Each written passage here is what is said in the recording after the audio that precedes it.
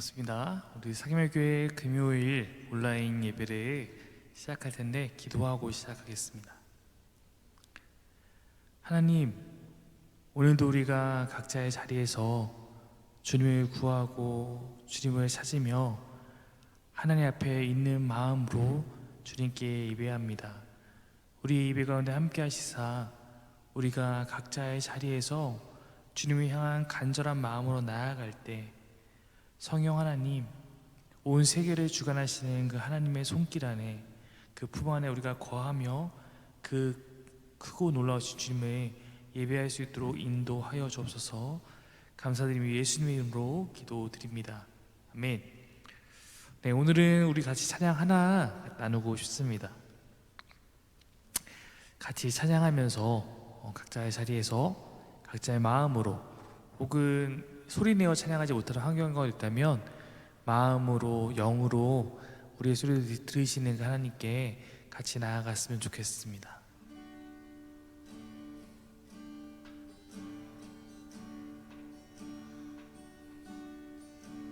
나 무엇과도 주님을 바꾸지 않으리. 다른 어떤 은혜 구하지 않으리. 오직 주님만이 내 삶의 도움이시니 주의 얼굴 보기 원합니다. 나 무엇과도 주님을 바꾸지 않으리. 다른 어떤 은혜 구하지 않으리. 오직 주님만이 내 삶의 도움이시니 주의 얼굴 보기 원합니다. 주님 사랑해요.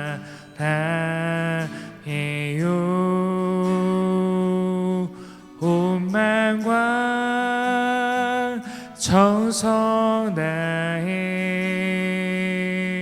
하나님의 신실한 친구 되기 원합니다. 주님 사랑해요.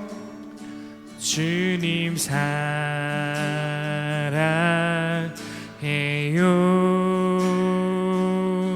온 마음과 정성 다해 하나님의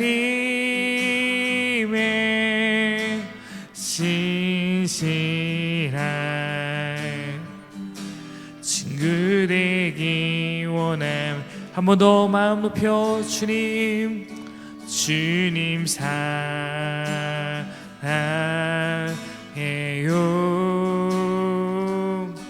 온 마음과 정성 다해 하나님의 신실한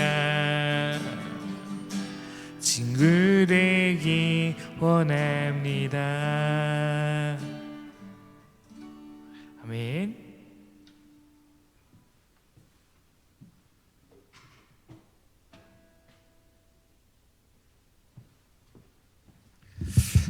네, 오늘 금요 묵상 예배를 온라인 드리는 두 번째 시간인데요.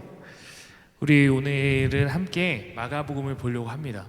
저희가 원래 매일 성경의 본문이 바뀌면 거기에 맞춰서 그 본문이 들어가는 첫 예배 때마다 그 성경 전체가 갖고 있는 내용들을 서론식으로 식으로 살펴보곤 하는데, 오늘도 저희가 한동안 이제 마가복음을 다뤄야 하기 때문에 마가복음의 내용을 오늘 첫 시간으로서 함께 좀 살펴보면서 그 안에 숨겨져 있는 내용들과 우리가 조금 더 성경을 친숙하게 도울 수 있는 그런 내용들을 먼저 한번 살펴보고, 그 다음에 오늘 마가복음의 첫 장 첫 절의 말씀으로 함께 같이 하나님 메시지를 나누고 싶습니다. 자, 오늘도 제가 칠판에다가 이렇게 미리 필기를 해서 최대한 시간을 아끼면서 여러분과 함께 나눌 수 있도록 그렇게 하겠습니다.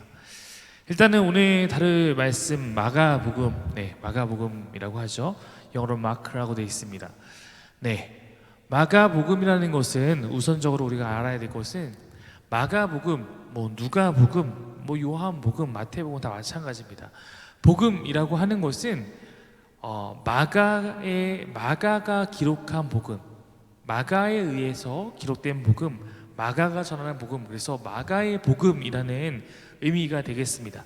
당연히 마가가 복음이라는 것은 아니고 복음은 오직 예수 그리스도께 붙이는 단어이기 때문에 그런 의미로서 마가의 복음이라고 생각하시면 됩니다.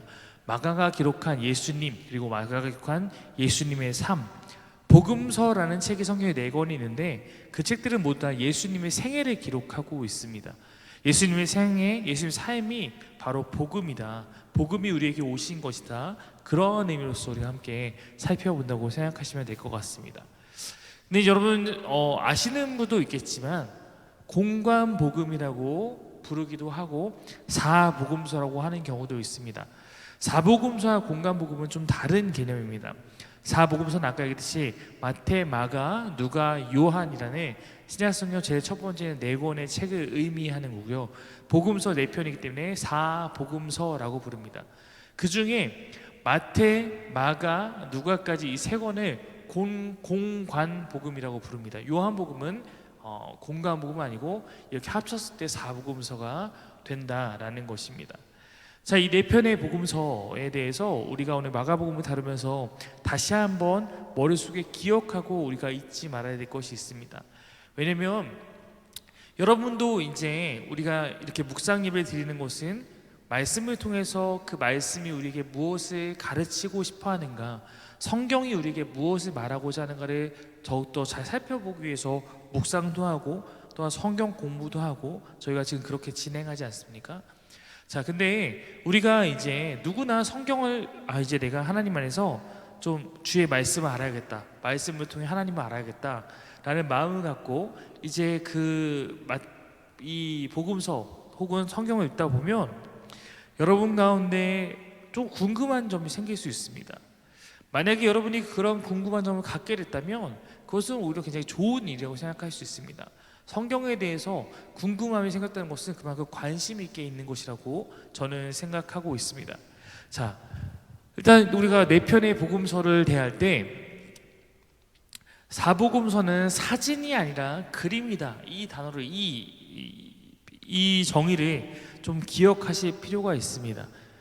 제가 에스라에 다닐 때 저희 복음서를 가르쳤던 교수님께서 자주 하셨던 말씀이었는데 사진과 그림은 좀 다릅니다. 그렇죠? 사진은 기본적으로 있는 사실을 그대로 표현해야지 사진입니다.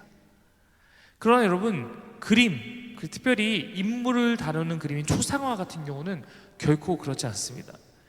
여러분 잘 알고 있는 이순신 장군을 초상화로 누가 그렸다 하더라도 누군가는 이순신 장군의 눈을 막 부리부리하게 해서 그렇게 그릴 수도 있고, 누구는 막 수염, 때로는 인자한 모습, 때로는 근엄한 모습, 이런 정열적인 모습, 이런 식으로 초상화는 각 그 인물에 대해서 그 인물 초상화를 그리는 그런 작가가 더 보여주고 싶은 그것에 대해서 집중해서 보여주는 것이 차이가 있습니다. 그러므로 초상화는 4개의 초상화라고 하면 그 4개의 초상화가 다 같은 사람으로부터 같은 사람을 보고 같은 사람 바라보며 그린 것이지만 그 내용은 다 다를 수 있다라는 것입니다. 바로 이것이 사복음서 이해하는 데서 가장 중요한 점입니다. 제가 이런 얘기 드리는 이유는 왜 그러냐면 4편의 복음서가 읽다 보면 각각 다른 점들이 발견되기 때문입니다. 많은 사람이 거기서 우리의 신앙의 더 깊은 곳으로 나아가기를 주저하는 경우가 생깁니다. 왜냐면 성경은 진리이고 하나님의 말씀은 진리이고 우리가 믿는 하나님은 보이지 않지만 진리이고 살아계신 분이라고 그렇게 말을 해서 이제 종교로 하나님 믿는 그 마음으로 한 걸음 나왔는데, 이제 그곳에서 발견하게 된 건 뭐냐면 기독교 갖고 있는 경전이라는 성경을 읽다 보니까 성경과 성경 사이에 다르게 보이는 부분이 발견하면 이 성경이 혹시 거짓이 아닐까? 이 성경이 인간들의 작품일 때 실수가 있는 것이 아닐까? 이런 생각을 하게 될 때가 있기 때문입니다. 그래서 사복음서에도 분명히 그런 상충되는 부분이 발견하는데 이것을 갖고 어떤 사람은 이렇게 나가는 것입니다. 아, 이러니까 성경은 거짓이야, 기독교는 다 거짓이야, 교회는 거짓이야, 하나님도 거짓이야, 믿을 필요가 없어. 그러나 그 사람들이 말하는 그러한 어떤 차이들이 왜 발생하는지를 제가 이 시간 설명을 말미암아서 왜 우리에게 오늘 복음서가 내 편인 것이 더 감사한 것인지를 조금 설명해 보려고 합니다. 자, 보시면 사복음서는 복음 예수님에 대한 초상화라고 했고요, 4명의 작가가 보여주는 각기 다른 초상화라고 했습니다. 이 의미는 이해하셨을 거라고 생각하고, 사복음서에는 당연히 대체적으로 다 통일성이 있지만 몇 가지 부분에서는 통일성이 없고 상충된다 이렇게 말한다면 이것은 오케이, 맞는 얘기입니다. 상충되는 부분이 있다? 저는 목사로서 복음서를 누구보다 아끼지만 그것에 대해서 전혀 부정할 수 없습니다.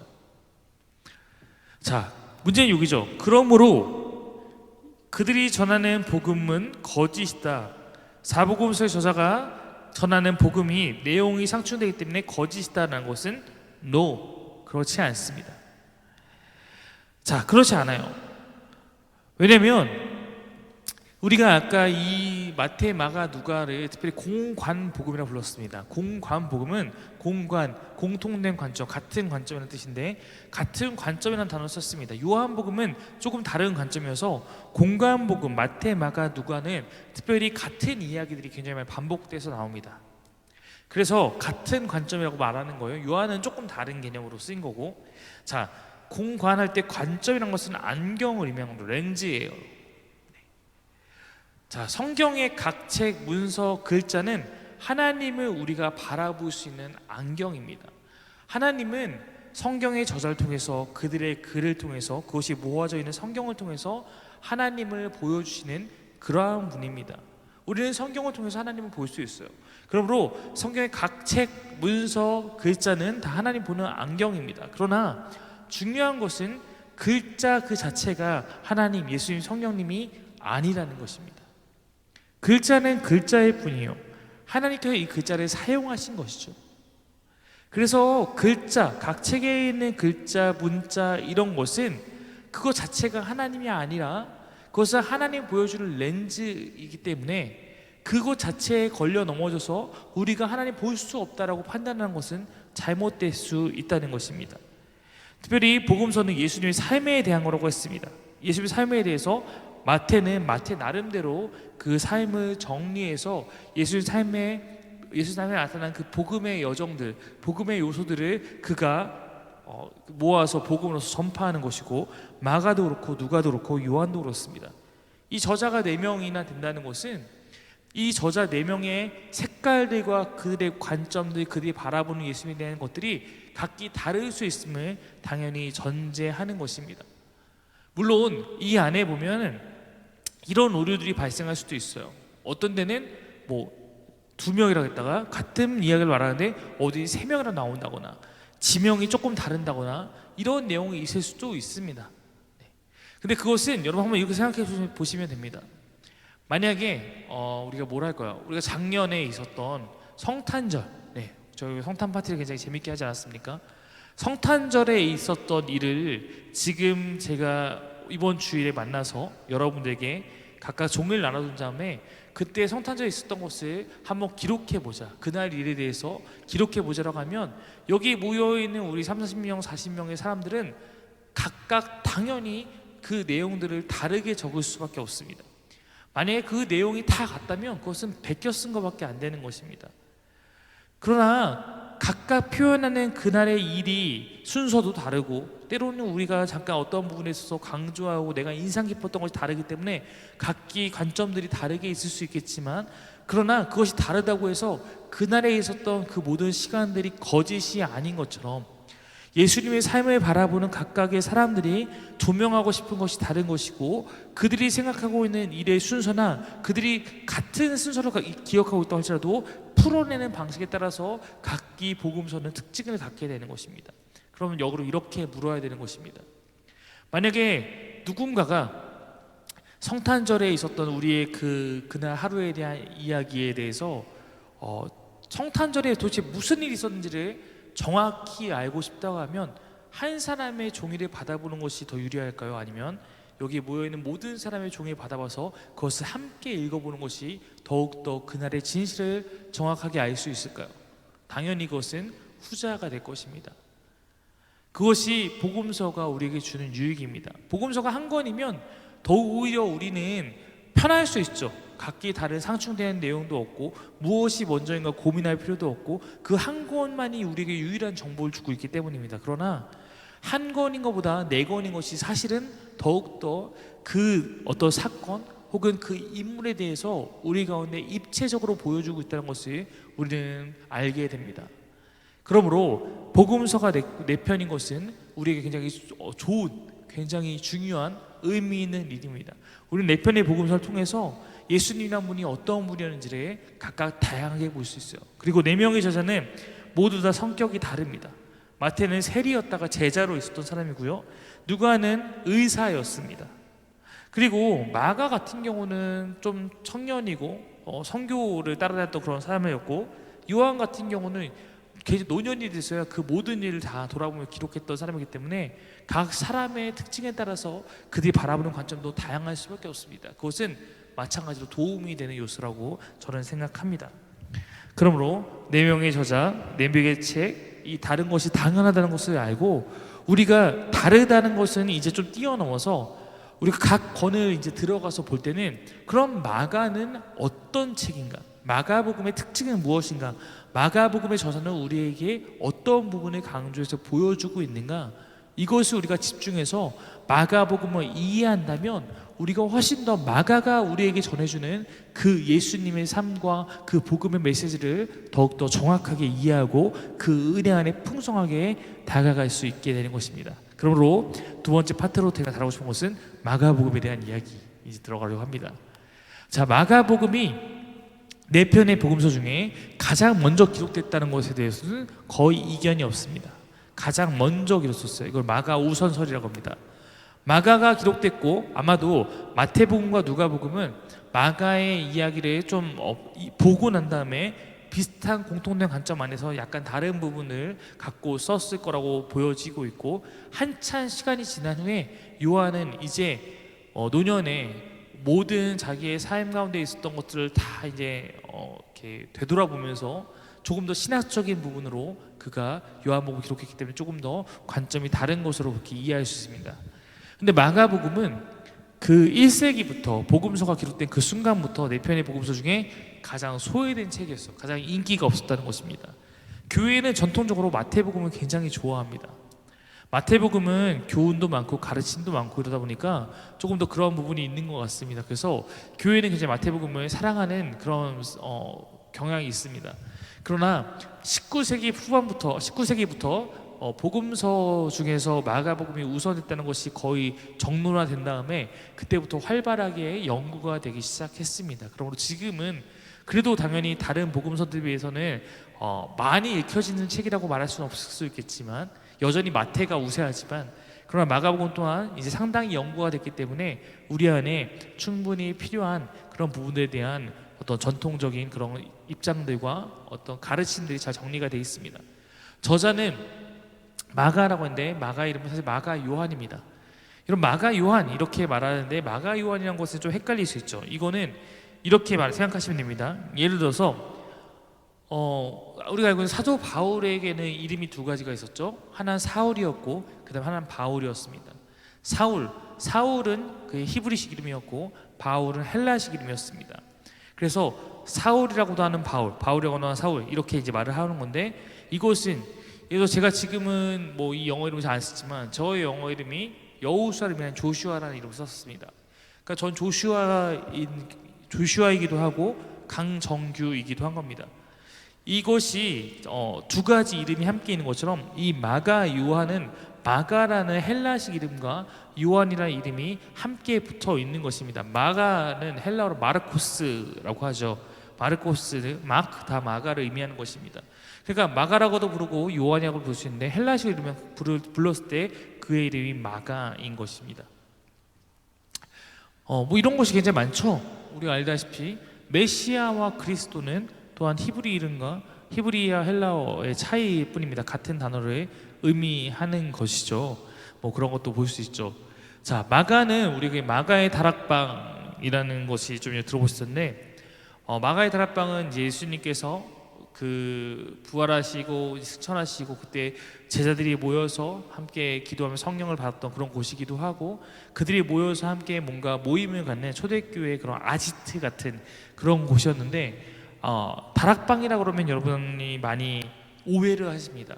왜냐면 다락방이라고 불렀댔지만 사실은 우리 한국의 정서상 2층 집이 옛날 초기에 다락방이었기 때문에 다락방이라고 기록한 것이지, 이것이 우리가 생각하는 다락, 복층, 아주 그런 얕은 이런 것 정도 생각하시면 안 됩니다. 왜냐면 기도했던 사람 120명이었다고 했잖아요. 이곳은 굉장히 큰 2층 홀 같은 개념이었을 것입니다. 그리고 이 집에는 나중에 베드로가 오기까지 다 풀려난 이후에도 그때 그 집으로 왔던 걸 보여주는데, 여종이 있었던 걸로 봤을 때 이런 것들을 봤을 때 아마 마가의 집안은 부유했을 것이라고 생각됩니다. 그 부유함을 어떻게 보면 예수님의 그 복음 사역을 위해서, 제자들의 복음 사역을 위해서 초기 기독교의 모임 장소로서 그들이 기꺼이 내어서 함께 사용한 것을 볼 수 있습니다. 원래 사실 초대교회는 다 가정교회였기 때문에 대부분 다 그렇게 가장 모일 만한 집을 그들이 제공해서, 누군가 제공해서 그 안에서 모였던 것을 이렇게 볼 수 있습니다. 자, 마가에 대해서 조금 더 우리가 알아야 될 것은, 아시겠지만 1차 전도 여행을 바울과 바나바가 이제 가게 됩니다. 그때 마가 요한도 같이 데리고 갑니다. 근데 아마도 전도 여행이 굉장히 이제 힘든 여정, 목숨을 건 여정이기 때문에 마가 요한은 그 과정을 견디지 못하고 낙오하게 됐던 것 같습니다. 중간에 돌아갔던 것 같아요.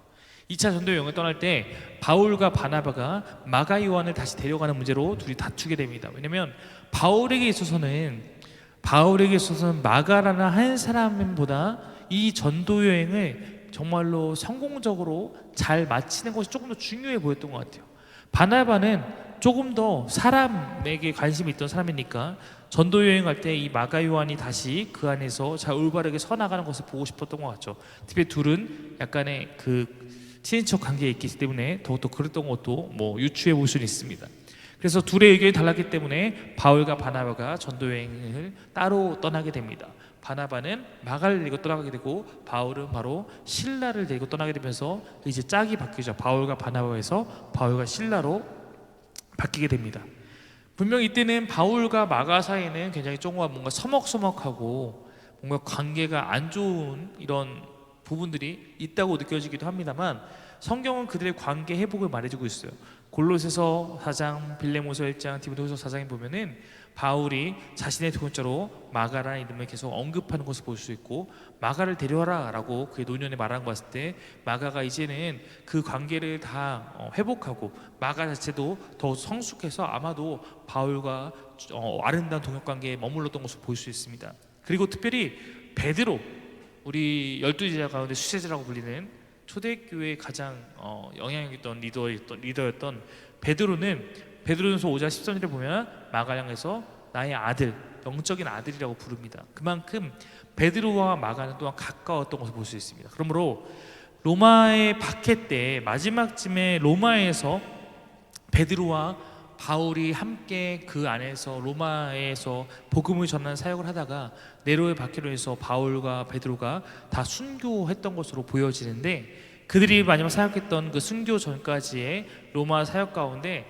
마가가 좋은 조력자 역할을 해서 바울에게도 그리고 베드로에게도 굉장히 소중한 그런 사람이 되었지 않았을까 생각해 볼 수 있습니다. 자, 여기서 이제 중요한 것이 무엇이냐면 바로 이 베드로입니다. 왜냐면 여러분, 우리가 이런 생각을 해볼 수 있어요. 마태가 예수님에 대한 복음서 쓴 거 오케이, 그럴 수 있겠다. 마태는 제자였으니까. 요한 뭐 더할 나위 없죠. 베드로와 함께 가장 예수님 곁에 있었던 요한 사람이었으니까. 근데 베드로가 쓴 책이 은근히 없어요. 베드로라는 복음서 하나쯤 써도 될 것 같은데 베드로가 쓰지 않았습니다. 근데 생뚱맞게 마가가 썼죠. 마가가 예수님을 봤을까? 누가도 그렇죠. 누가도 예수님을 누가가 직접 봤을까? 마가와 누가는 예수님과 직접적으로 대면한 그런 사람들이 아니기 때문입니다. 아마도 누가는 그가 의사였고 이렇기 때문에 선교 사역을 해나가고 이러는 과정 가운데 그런 글들을 다 문서들을 모아서 예수 생애를 분석적으로 기록하면서 누가복음과 사도행전이라는 두 편의 시리즈를 썼던 것으로 그렇게 보여진다면, 마가는 왜 복음서를 쓰게 됐을까? 마가가 어떻게 복음서를 쓰게 됐을까? 이런 질문을 갖게 되곤 합니다. 바로 베드로가 마가복음의 배후에 있다고 다들 보고 있습니다. 무슨 얘기냐면 일단은 이 베드로가 마가와 굉장히 긴밀한 관계에 있었기 때문에 마가가 마가복음을 썼지만 사실상 마가복음의 그 이야기들의 소스는 베드로에게서 나왔을 것이다, 이렇게 보고 있다는 것입니다. 마가복음이지만 사실 이것은 베드로의 복음이기도 하다라는 것입니다. 이런 것을 많이 찾아볼 수 있는데, 우리가 고넬료 사건을 보면 베드로가 고넬료를 사도행전에 만났을 때 그의 집에 가서 복음을 전하거든요. 그가 복음을 전하는 그 예수님의 생애에 대한 복음의 순서가 마가복음의 기록 순서와 거의 동일하다는 것을 볼 수 있습니다. 베드로의 복음을 전파하는 방법과 비슷하다는 거죠. 특별히 또 리처드 부컴이라는 학자는 예수와 목격자들이라는 책에서 이런 이야기를 하고 있습니다. 무슨 얘기냐면, 그 당시에 이제 어떤 사실에 대해서, 어떤 사건에 대해서 저자들이 그 기록물을 쓸 때, 역사에 대해 쓸 때 그 책의 저자가 잘 드러나지 않게 쓰는 것이 그 당시에 어떻게 보면 문화나 기록하는 방법이었다고 합니다. 근데 그 저자를 숨겨 있지만, 저자가 딱 드러나 있지 않지만, 누가 저자가 드러나 있지 않지만 암암리에 그 책에 있는 내용을 통해서 바로 이 사람이 목격자이고 바로 이 책의 저자다라는 것을 드러낸다고 하는데, 그걸 드러낸 방법은 그 책의 가장 처음 혹은 가장 마지막에 나오는 이름이 바로 그 저자일 확률이 많다라고 합니다.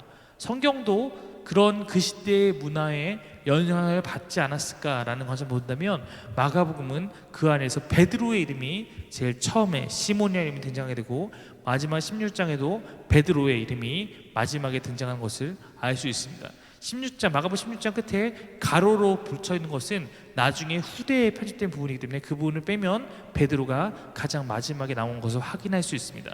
그를 통해서 바로 마가복음에는 베드로가 목격자다라는 것을, 저자다라는 것을 또한 그 안에 드러내고 있다는 것이 부컴의 이야기입니다. 마가복음에는 특별히 제자들의 실패를 굉장히 많이 담고 있어요. 우리도 이제 그런 이야기를 하지만 설교자로서 저도 설교하다 보면 제가 신앙 가운데 어려움을 겪었던 이야기, 저의 실패, 저의 실수, 이런 것을 나눌 때가 있습니다. 왜냐면 당연히 모든 사람의 삶 가운데 그런 것이 있지만, 특별히 설교자가 그러한 자기 고백을 통해서 회중들로 하여금 같은 상황을 겪었던 사람에게 때로는 도전을 줄 수도 있고, 때로는 그 일을 반복하지 않도록 권면할 수도 있고, 이런 부분이 있기 때문이죠. 제자들의 실패를 강력하게 마가복음은 드러내고 있습니다. 특히 베드로의 온갖 안 좋은 모습은 여기 다 보여주고 있어요. 예를 들어서 베드로가 부인하는 장면도 마가복음에서 잘 그려내고 있고요. 베드로를 향해서 사탄아 물러가라라고 예수님이 외쳤던, 베드로를 사탄이라고 했던 그 부분까지도 마가복음은 잘 표현하고 있습니다. 근데 만약에 마가와 베드로가 연관성이 없다면, 과연 젊은 마가가 당시에 초대교회에서 가장 영향력이 있었던 베드로에 대한 그 치부를 그렇게 함부로 드러낼 수 있었을까? 아마도 베드로의 허락 없이는 그것은 불가능했을 수도 있을 것입니다. 그만큼 베드로라는 사람의 영향이 컸기 때문입니다. 그러나 그것이 가능한 것은 딱 하나죠. 베드로가 스스로 자기를 그렇게 드러내서 자기의 치부를 드러냄으로써 그 글을 읽는 모든 독자들로 하여금 자신의 실패와 같은 그 실패를 반복하지 않도록 그렇게 권면하고 도전하기 위한 방법으로서 그렇게 할 수 있을 때 우리는 이해할 수 있습니다. 그럼 마가복음의 뒤에는 베드로가 있다. 마가와 베드로, 이것을 기억하실 필요가 있습니다. 마가복음의 구조는 굉장히 단순화시켰다는 것이 있습니다. 마가복음은 굉장히 여러분이 함께 읽어가기 좋은 책입니다. 왜냐하면 내용이 굉장히 쉽게 편집되어 있어요. 아까 얘기했듯이 편집이라고 했을 때 이 이야기를 잘 귀 기울일 것은, 이것은 뭐 거짓을 갖고 왔다는 게 아니라 마가가 예수님의 삶에 대해서 그 글을 읽는, 복음을 듣는 독자들에게 전달하기 위해서 나름대로 그 안에 재구성을 하는 거죠. 앞에서 당연히 이야기라는 설교자도, 저도 설교할 때 당연히 이야기를 구성하는 것처럼 같은 이야기인데, 그는 단순화시켜서 3막 구조로 재구성했습니다. 3막이라는 것은 연극의 1막, 2막, 3막처럼 이렇게 막이 있다는 것입니다. 딱 세 등분인데, 이 막이 딱 거치면 밖에 배경이 바뀌는 것처럼 이 마가복음도 3막의 배경이 다릅니다. 자, 먼저 1막은 갈릴리에서의 이야기를 다루고 있어요. 갈릴리는 예수님이 처음 사역하는 모습을 다루고 있다는 거죠. 두 번째는 갈릴리에서 모든 사역을 한 다음에 예루살렘으로 가는 여정을 다루고 있습니다. 여행길을 다루고 있어요. 그리고 세 번째는 예루살렘에서의 이야기를 다루고 있습니다. 즉 갈릴리, 예루살렘까지의 여행, 예루살렘, 이렇게 세 가지 배경을 통해서 마가복음을 기록하고 있습니다. 아마도 예수님이 그 공생애라고 하는 3년의 기간 동안 이렇게 한 번만 예루살렘을 가지는 않으셨을 거예요. 그래서 복음서를 보면 다 그렇게 각각이 그 이야기들을 나름 재구성합니다. 마태복음은 공통된 관심사가 맞는 이야기끼리 묶어서 이렇게 함께 모아서 제자도 뭐 이런 식으로 해서 하기도 하고요. 요한복음에 보면 적어도 예수님 1년에 한 번씩은 예루살렘 갔던 것으로 보이는데, 일부러 마가는 그런 과정 다 생략하고 초기 사역, 갈릴리 중심의 사역과 예루살렘에 가는 길에 있었던 여정, 그리고 예루살렘의 이야기를 묶어서 이렇게 나누는 것이 마가복음의 특징입니다. 이것은 굉장히 대조를 나타내고 있는데, 갈릴리에서의 사역과 예루살렘에서의 사역을 대조시키는 것이 있습니다. 그래서 사람들의 반응도 급격히 달라지고요, 이런 모습들을 볼 수 있습니다. 그리고 이 시간이 굉장히 좀 특이한데, 갈릴리에서의 사역은 거의 3년의 이야기를 1막에서 다 다루고 있어요. 예루살렘까지 여행은 몇 주의 과정을 다루고 있습니다. 마지막에 예루살렘에서는 며칠의 이야기를 3막에 다 다루고 있다는 것입니다. 이 며칠이 사실 제일 중요하죠. 이 이야기가 가장 핵심입니다. 여기에 십자가 사건이 달려있기 때문입니다. 그래서 이 3년을 압축해서 1막을 쓰고 몇 주를 압축해서 이렇게 2막을 쓰고 며칠의 이야기 3막에 쓰는 것은 오히려 이 며칠에 굉장히 큰 비중을 두고 썼다는 것을 우리로 하여금 깨닫게 합니다. 특별히 이 마가복음의 베드로 배우와 이 관련돼서 하나 더 나누고 싶은 것은, 마가복음에는 헬라어 유투스가 굉장히 많이 등장하는데, 이 단어가 뭐냐면 곧, 즉시라는 것입니다. 굉장히 현장감 있는 그런 필체를 쓰고 있다는 거예요. 곧, 즉시 이렇게 한다는 것은 굉장히 막 그것이 지금 현장에서 바라보는 것처럼 그렇게 느껴지는 거죠. 마찬가지로 그 모든 것은 베드로가 예수님의 그 사역을 누구보다 가장 가까이서 봤기 때문에 아마도 이런 표현법들이 많이 나온 것으로 볼 수 있습니다. 자, 특별히 또 1막이 끝나는 이 지점과 2막이 끝나는 이 중간 지점, 1막과 2막 끝에 맹인 치유 사건이 동일하게 반복됩니다. 어떻게 보면 인클루지오라고도 볼 수 있고 각 막에 끝나는 걸 볼 수 있는데, 1막과 2막의 맹인 치유 사건과 2막과 3막의 맹인 치유 사건은 조금씩 또 다른 부분이 있거든요. 그래서 그런 것들을 통해서도 이제 아주 마가가 드라마처럼 이것을 구성하고 있다는 걸 보여주는데, 일단은 이것을 인클루지오라고 보면, 인클루지오는 처음과 끝에 있는 것을 통해서 가운데 있는 내용의 핵심이 무엇인지 보여주는 건데, 1막과 2막과 3막 사이에 있다는 것은 2막의 인클루즈가 되는 거죠. 그렇게 되면 2막에 있는 이 여행이 바로 맹인의 치유 사건처럼 제자들의 눈을 뜨게 하는 여행이다라는 것을 또한 나타내기도 합니다. 실제로 제자들은 정말로 예수님에 대해 무지한 사람이었다가 점점 예수님을 알아가는 그런 모습으로서 마가복음이 그리고 있습니다. 그래서 1막에서는 하나님, 예수님이 누구인가에 대해서 질문 던지지만 아무도 이거에 대해서 정확하게 답을 하지 못합니다. 물론 예수님이 누군지는 알죠. 그러나 그분이 진짜 어떤 분인지 사람들은 모르는 숨겨진 그리스도, 이런 것처럼 나오고, 이 막은 그리스도가 어떤 그리스도인지 사람들은 오해하잖아요. 그가 마치 이 땅을 정복할 그런 군주가 될 것처럼 오해하기도 하고 그렇죠. 그러나 어떤 그리스도인지를 이 막은 잘 보여주고 있고, 세 번째는 그 그리스도의 진정한 사역의 완성에 대해 다루고 있는 이런 식으로서 구조들이 또 이야기들이 전개되고 있습니다. 마가복음의 1장 1절이 마가복음 전체의 가장 큰 표제라고 하는데요. 이 마가복음 1장 1절의 말씀을 끝으로 짧게 다시 우리가 나누면서 이 메시지를 함께 여러분과 정리해 보고 싶습니다. 우리 마가복음 1장 1절을 한번 읽어보도록 하겠습니다. 읽겠습니다. 시작. 하나님의 아들 예수 그리스도의 복음의 시작이라. 네, 하나님의 아들 예수 그리스도의 복음의 시작이라라는 이 말씀입니다.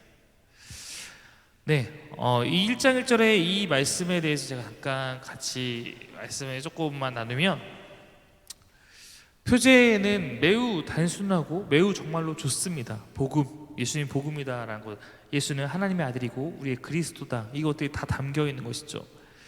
마가는 그의 복음서 시작하면서 예수가 구약에 계속 말해왔던 그 그리스도, 메시아라는 것을 보여주고 있습니다. 예수를 수식하고 있는 표현이 하나님의 아들입니다. 이 표현이 굉장히 중요하죠. 예수님이 누구신가? 바로 하나님의 아들이라는 겁니다. 마가복음은 아까 얘기했듯이 예수님의 존재에 대해서 점차 깨달아가는 그런 흐름으로 그려지고 있습니다. 저자는 그러나 독자에게만큼은 1장 1절부터 바로 이 예수는 하나님의 아들이고 그리스도이고 바로 이분이 복음이다 라는 것을 우리에게 보여주고 있는 것입니다. 그러나 정작 이 이야기 속에서 마가복음 내에서 예수님이 가장 잘 알아야 되는 그 제자들도 이 예수님의 신분에 대해서 좀처럼 깨닫지를 못하는 것을 보게 됩니다. 오히려 귀신들은 고백해요. 그러나 정작 가까이 있는 제자들은 그것을 잘 깨닫지 못합니다. 오히려 하나님의 아들 예수 그리스도에 대한 고백은 십자가에 달릴 때 이방인 백부장에 대해서, 이방인 백부장의 입에서 고백되고 있습니다. 여기도 적어놨지만 이것도 어떻게 보면 인클루지오예요. 1장 1절에서 예수님이 오신과 동시에 예수 그리스도에 대해 다루겠다면 15장 39절 예수님의 그 십자가 사건 마지막에 백부장에 의해서 그가 하나님의 아들이라는 것이 고백이 되고 있습니다. 하나님의 아들, 이게 인클루저라면 예수님의 삶의 처음과 끝이 하나님의 아들 예수 그리스도라는 인클루저가 있는 것이고, 그렇다면 예수님의 이 생애 전체가 나타낸 것은 그가 바로 하나님의 아들이라는 것을 우리에게 보여주고 있는 것입니다. 이렇듯 복음서에서 이 마가복음의 특별히 예수님의 신분은 오히려 감춰져 있는 듯 보이지만, 마가복음은 이 표제를 통해서 독자들에게 이 복음서가 바로 이분에 대해서 우리가 다룰 것임을 말하고 있습니다. 예수님이 누구신가? 마가는 이 표제를 이렇게 통해서, 특히 1장에 있는 내용을 통해서 우리에게는 정확하게 알리고 있습니다. 그가 메시아이고 그는 하나님의 아들이고 그는 하나님의 구원을 베푸는 자이고 엘리야보다 더 강한 자이고 하나님의 성령을 주시는 동시에 받는 존재이고 악의 세력과 싸우기 위해 온 선택받은 자이고 옆에 천사를 거느릴 수 있는 그런 분이라는 것을 1장에서 우리에게 다 보여주고 있습니다. 그 이후의 이야기에서 독자들은 항상 제자들과 무리들 그리고 대제사장들은 알지 못하는 그 예수님의 존재를 우리는 확인하게 됩니다. 마가는 이것 속에서 하나하나 점진적으로 예수님이 어떠한 분인지를 그의 이 마가복음 내에서 드러내고 있다. 결국은 그는 하나님의 아들이었다는 고백으로서 마무리하고 있다는 것입니다. 두 번째는 복음에 대한 메시지를 좀 다루고 싶습니다. 복음, 우리가 잘 알고 있는 이 복음이라는 단어, 저도 여러분에게 몇 번 말한 바 있지만 복음이라는 단어는 사실은 기독교의 것이 아니었습니다. 복음, 이 유앙겔리온이라고 하는데 이 복음이라는 표현에 주목할 필요가 있습니다. 이 단어는 사실은 이제 원래 로마의 황제에게 역사적으로 사용됐던 그런 단어였습니다. 오직 황제만 사용할 수 있었는데 그것도 특별한 경우에만, 예를 들어서 후손이 출생했거나 황제의 후손이 황제가 즉위하거나 정말 나라의 명운을 그 전투에서 황제가 나가서 싸우고 전쟁에 승리하며 돌아왔을 때 그때 복음이다, 복음이다, 기쁜 소식, 좋은 소식, 바로 복음이다 라고 말을 했던 겁니다. 근데 이 마가가 이 복음이란 단어를 예수 그리스도의 이름에다 갖다 붙이고 있어요. 여러분은 지금 이게 별로 놀랍지 않으시죠? 여러분, 이 마가가 이 복음서 썼을 때는 아까 여기서 제가 아까 얘기했었는데, 로마에서 베드로와 바울이 복음을 전하다가 순교를 하고 있는 그런 상황이었습니다. 마가복음이 베드로의 순교와 예루살렘의 성전이 파괴되는 그러한 네로 황제의 기독교를 엄청나게 박해했던 그 시기에 이 쓰여졌던 걸 생각한다면 이것은 굉장히 의미가 있는 거예요. 지금 기독교를 안 그래도 핍박하고 있는데 마가가 황제에게만 쓸 수 있는 이 복음이라는 단어를 이 자신의 복음서 첫 번째 페이지 첫 장에다가 썼다라는 것은 황제에 대한 반역이고 목숨을 건 고백이라는 사실입니다. 이것을 통해서 진정한 복음의 진짜 우리에게 좋은 소식, 정말 우리의 기쁜 소식은 로마의 황제가 아니라 하나님의 아들 예수 그리스도가 우리에게 와서 행하신 이 일이 바로 우리의 진짜 복음이다 라고 마가는 우리에게 고백하고 있는 것입니다. 글쎄요, 요즘에 여러분도 많은 고민을 하고 있고 그렇겠지만 정말로 제가 저의 길지 않은 이 삶 가운데서도 이런 식으로 교회가 예배를 못 드리는 것은 거의 처음 있는 일이라고 느껴집니다. 물론 지금은 우리가 박해를 하기 위해 박해받기 때문에 예배를 안 드리는 것이 아니라 우리의 혹시 이 예배가 더 아직 그리스도께 나오지 못한 사람들에게 걸림돌이 될까봐 혹은 국가에 더욱 많은 피해를 입힐까봐 스스로 자제하고 온라인으로 예배드리기도 하고 또한 모임을 축소하고 이러는 과정 가운데 있습니다. 그러므로 저는 지금이 우리가 우리의 예배를 지키기 위해서 투쟁하고 싸워야 될 그런 시기라고 생각하지는 않습니다. 그러나 우리의 마음만큼은 하나님의 아들 그리고 예수 그리스도를 향한 그 마음에서 한치의 물러남이 없어야 됩니다. 즉 여러분이 가정에서 혹은 있는 자리에서 뭐 핸드폰을 통해서 노트북을 통해서 예배를 드리고 있지만 이 상황에 대해서 우리의 상황은 때로는 우리가 스스로 어떤 부분을 위해서 희생하는 것이라고 느껴지지만 예배를 그렇게 축소하고 이렇게 하는 것을 변화할 수 있는 부분이 느껴지지만 그것에 있어서 예배자인 설교자인 우리의 마음조차 흔들리고 뒤로 물러난다면 우리의 신앙은 퇴보하는 것이라 보일 수 있습니다. 마가는 물러서지 않았습니다.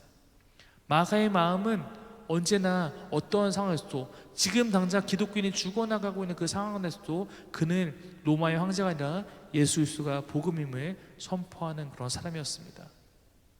여러분도 예수님이 복음임을, 예수님이 하나님의 아들임을 세상에서 얼마나 지금 기독교형에서 비웃음이 가득하고 기독교를 교회를 다니는 사람들을 이해하지 못하고 우리를 얼마나 약간은 이렇게 보면 좀 그렇지만 이상한 사람, 하등 인간 취급할 때가 있습니까? 온라인에 가보면 얼마나 그런 얘기가 많습니까?